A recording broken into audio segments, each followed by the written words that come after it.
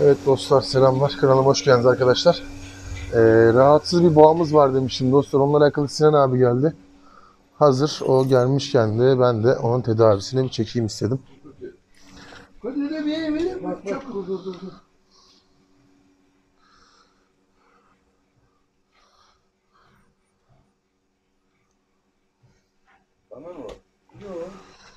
Ciğer problemi var mı Sinan abi bunda? Solumasından Var öksürük var. Öksürükte var mı? Var. Bir de orada biraz Dayı işte dayı. orada biraz ezildi abi bu diğer boğaların içinde. Bana arasıyla bunu kenara aldım. Tamam, buna birkaç iğne yapacağız. Yalnız bu öksürük şu mallarda aşağıdan gelen mallarda danalarda devam ediyor. Şimdi bunları geçen iğne yaptık. He. Tamam, ne kadar oldu? Kaç gün oldu? Ya bir geçti. Sinan abi bunun problemi ne boğanın? Pnömoni. Pnömoni yani. Akciğer enfeksiyonu çok danalarda çok sık olur. Tedavi edilebiliyor. Bir hafta kadar bir tedavi süreci var. Düzeliyor. İştahsızlık ondan dolayı mı? Hafif ateş yapıyor. Ateş yaptığı için de mutsuz hayvan. Mutsuz olduğu için yarım yer. Yani yem bırakıyor. Yani orada boğaların yanında ezilme olayı değil bu. Yok değil. O zaman. bu değil. Ya da tam tersi pnömoni olduğu için ezilmiş orada mı diyelim. Şöyle, illa bir bağlantı kuracaksan stres bağışıklık sistemini düşürmüştür. Bu hastalık öyle gün yüzüne çıkıyor. Anladım abi. Bunları Tamam. şey yapacak mı öksürüğüne? Bunların bazıları öksürüyordur. Hepsi öksürmüyor. Var hepsinde var. Taktık var ya. He? Baba şu an öksürmüyor mesela kimse. Şu anda ya ama. Arada Sen geldi. bence burada biz vurduk bunlara ya. Evet. Bunların o çoğunu düzeltmiştir. Birkaç tanesi kalmıştır. O birkaç tane sadece vuralım. Ben ne bileyim annesi. Ben de bildim de o bulacağım. Sonra mı şimdi? Sen sonra söyleyecek ki. Aha. Sonra geçerken. Aha öksürdü mesela yatan. Yatan öksürdü yatan. He sabah da öksürüyor bu yana. Tamam, bunu böyle hatırladığın var mı? Aha. Ona kesin vuralım şimdi. O da yanındaki de. Ha bu. Bunlar da dışarıdan içeri girdiği için mi Sinan abi? Ya var orada var. Bu hayvanlar çok mikrop attı orada ya. Şimdi rahat baktık ama. Tamam, neyse bunlar o öksürenleri de yine vuracağız. Ben geliyorum şimdi. İlaçları Tamam.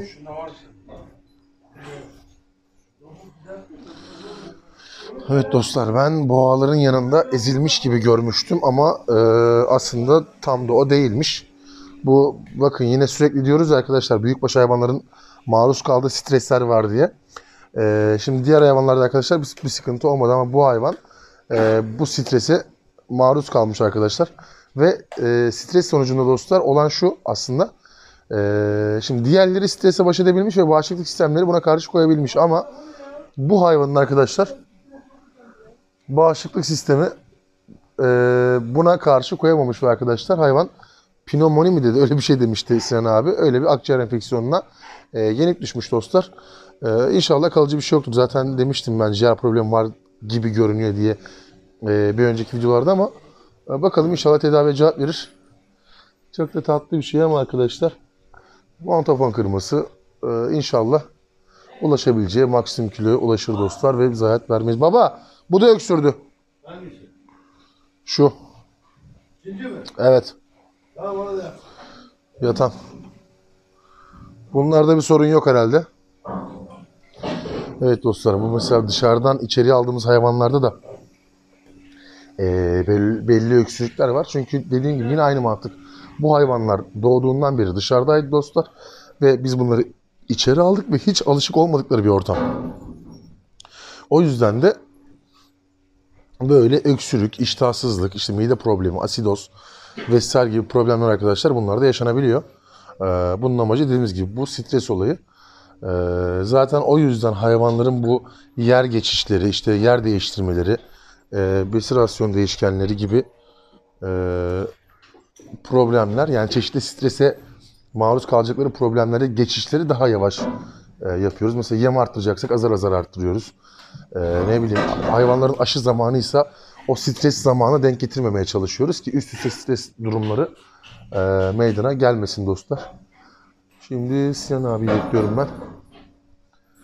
Onun uygulamalarını da görelim.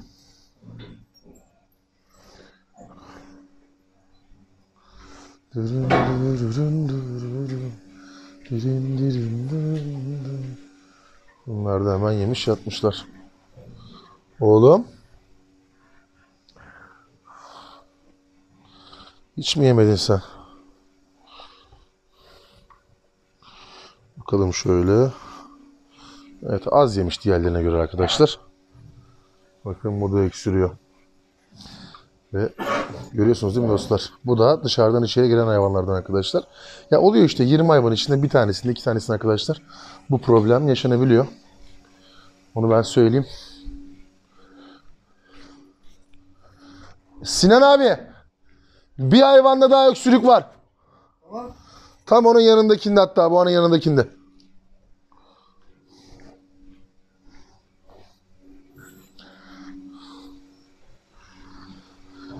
Gelsin. Yapalım.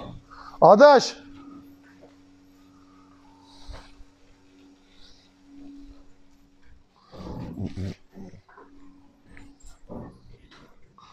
Şunu mu bunu mu? Yatan adaş. Baksana hemen öksürüyor.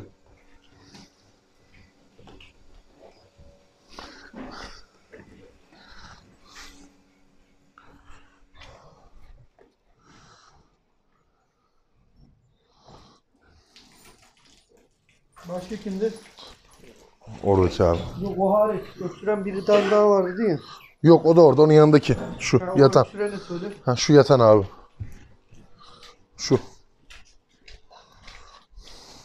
Bu. Ama bak sen hepsi. Vallahi da şu an gördüklerimiz bunlardı ya. Kalkıyoruz be. 9'da kalkacak o. O dere altı herhalde değil mi abi? Tamam o. Tamam kızım ya, Tamam, sen. bitti. Öksürük olayı bu. Bunda. Gel. Adaş bu da pnömoni olmuş. Akciğer hastalığı. Ha, Akciğer mi? akciğer. Belli zaten ya. Ye ya. Ya kalıcı bir şey olmasın, düzelsin de. Bir tedavisi var da ya ona akciğer. Şeye düşüyor biliyor musun? Direnç.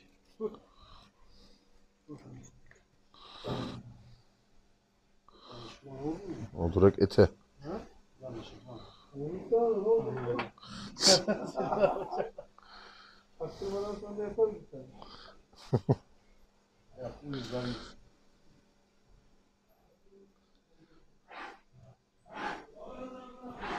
Bu noktada yapacağız değil mi?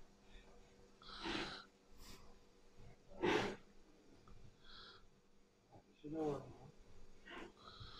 Dedi zaten Sinan abi ateşi var diye ya.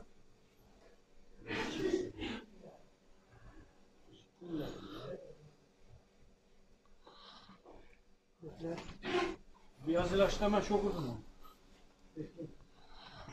O antibiyotik mi?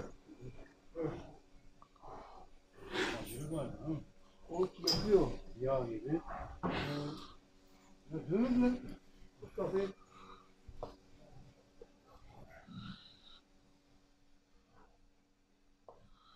Tamam. Bu tamam abi değil mi? Adaş buzağlarda falan bir şey var mı? Orada bilmiyorum yok galiba ya. Abi 2 günlük var. Şuradan bir öksürük sesleri geliyor ama. Bu da öksürdü Sinan abi. Hangisi? Siyah. Ya bunlara bakarsan öksürüyor. Ver bir iğneyi versene. Öksüren hangisi? Siyah. Adaş. Baba buzağlarda falan bir şey var mı? Öksürük var. Aynı onlarda. Hep aynısı öksürüyor da. Aynı öksürük. Onların hepsine yap. Hepsine.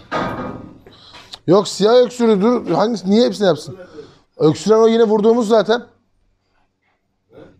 Vurduğumuz öksürdü. Ona vurduk ya. Yani bu öksürüğü önlemez mi yani vurur? Önler. Onu yap işte abi. İyi tamam tut hadi. Tutun onları tut.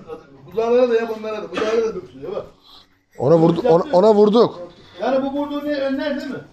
Tamam abi. Ya oluşmasın da mı önler abi? Yoksa bile. Bir süreliğine onu koruyacaktık bir ay kadar. Oo.